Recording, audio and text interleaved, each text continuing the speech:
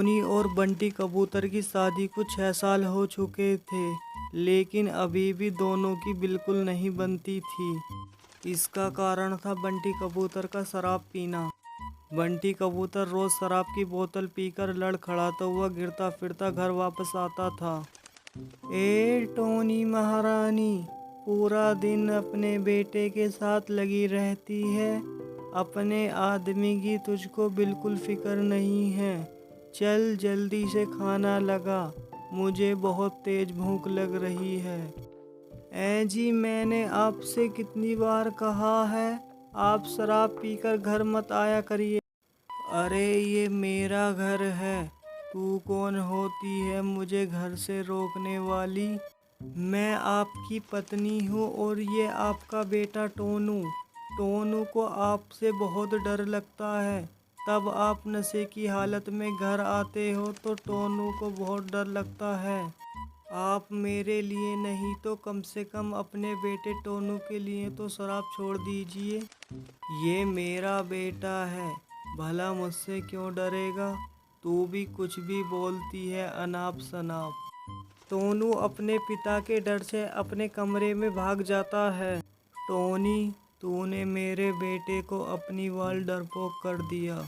इतना कहकर बंटी कबूतर टोनी चिड़िया को नशे की हालत में पीटने लगता है और यह रोज रोज का हो गया था। बंटी कबूतर रोज शराब की बोतल पीकर आता और टोनी पर आकर बजाता। एक दिन की बात है, टोनी चिड़िया बहुत ही परेशान थी, लेकिन उसने अपने मन में ठान लिया था वह बंटी कबूतर की ऐसी रोज रोज की समस्या से मुक्ति पाकर ही रहेगी। इसलिए टोनी चिड़िया ने अपने पिता को घर बुलाने का निर्णय लिया। अगला दिन होते ही टोनी के पिता टोनी के घर आ गए। पिताजी, अब मेरे पे बर्दाश्त नहीं होती, इनका रोज का हो गया है। यह रोज शराब पीकर आते हैं और मुझे मारते पीटते हैं। अब तो इनका बेटा टोनू भी इनसे डरने लगा है। बेटी तू चिंता मत कर, अब तेरा बाप आ गया है। मैं दामाद जी से बात करूँगा, वो मेरे कहने से शराब पीना छोड़ देंगे। इतना कहकर बाप बेटी दोनों बंटी कबूतर का इंतजार करने लगी। थोड़ी देर बाद बंटी कबूतर घर वापस आया। अरे रे सुसर जी, आप कब आए? टोनी, अपने पिता का अच्छे से ख्याल रखो, इन्हें अच्छा अच्छा खाना खिलाओ, अच्छा अच्छा पिलाओ। मैं यहाँ खाने पीने नहीं आया हूँ दामाद जी, बल्कि मैं आपसे बात करने आया हूँ। आप मुझसे बात करने आए हैं? किस बारे में? और किस बारे में? आपकी इस रोज रोज की शराब की आदत के बारे में। आप तो समझदार हैं दामाद जी, लेकिन फिर भी आप अनसमझ बन रहे हैं। आपको तो पता है शराब पीने से आदमी बेकार हो जाता है और हम तो वैसे भी पक्षी हैं। अब तो आपका बेटा भी आपसे डरने लगा है। बस सुसर जी, ये मेरा अपना घर का मामला है, आपको इसमें बोलने की कोई ज़रूरत नहीं है। बस मैं तो अपनी बेटी के भलाई के बारे में कह रहा था। सुसर जी, वो आपकी बेटी थी, लेकिन अब वो मेरी पत्नी है।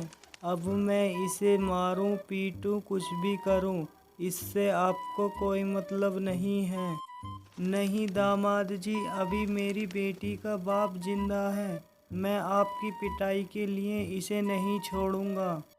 तो फिर ले जाइए अपनी बेटी को अपने साथ। चलो बेटी, अब इस आदमी से बात करना बेकार है। इतना कहकर टोनी और टोनी के पिता अपने घर के लिए रवाना हो जाते हैं। टोनी के साथ टोनी का बेटा टोनू भी अपने नाना के घर चला गया। टोनी के पिता का आम का बाग था। अरे नाना जी, इतने सारे आम, मैं सारे आम खाऊंगा। अरे बेटे, खा लेना, ये मैंने सारे आम तेरे लिए ही तो उगाए हैं। टोनू अपने नाना के घर बहुत खुश था, लेकिन टोनी बहुत परेशान थी। वो खर्चे का सोच रही थी। पिताजी, मैं यहाँ आ तो गई हूँ, लेकिन मेरी वजह से आपका खर्चा बढ़ जाएगा। इन आमों को बेचकर आप जैसे तैसे खर्चा चलाते हैं। अब हम दोनों का बोझ भी आपके सिर पर आ गया है। इतना मत सोच मेरी बेटी, ऊपर वाला है ना, वो कोई ना कोई रास्ता जरूर निकालेगा। अब मैं खुश हूँ, अब तुझे उस शराबी की मार नहीं पड़ेगी और उस शराबी के साथ रहना नहीं पड़ेगा। अब टोनी घर का काम संभालती और टोनी के पिता और टोनू अपने नाना के साथ बाग में पूरा समय रहता। एक दिन टोनी घर का सारा काम संभालकर अपने पिता के बाग में आती है। अरे पिताजी, ये इतने सारे कच्चे आम कैसे हैं? क्या ये कच्चे आम बरसातों में टूट गए थे? हाँ बेटी, अब की बार बहुत नुकसान हुआ है। कुछ दिन पहले तूफानी हवा नहीं चली थी, उसमें सभी कच्चे आम टूट गए थे।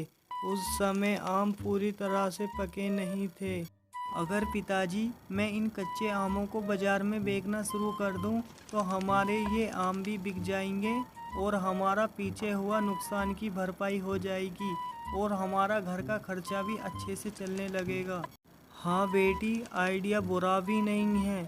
हमारे ये आम भी ख़त्म हो जाएंगे और कुछ पैसे भी इकट्ठे हो जाएंगे। तो फिर क्या, अगला दिन होते ही टोनी बाजार में आम बेचने लगी। आम ले लो, कच्चे कच्चे आम ले लो। इतना कहकर टोनी चिड़िया के आम बिकने लगे।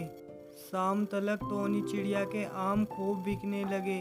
टोनी चिड़िया के जो आम ले जाता पूरी एक टोकरी ले जाता। बेटी, कैसा था आज का दिन?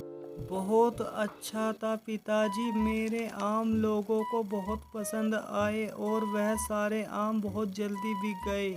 मुझे यकीन था मेरी बेटी तू कर दिखाएगी। पिताजी, मेरा टोनू नहीं दिखाई दे रहा, कहाँ पर है वो? वह खेल कूद कर थक गया था, मैंने उसे खाना खिलाया और वह सो गया। अब टोनी अपने पिता के साथ बहुत खुशी से रहने लगी।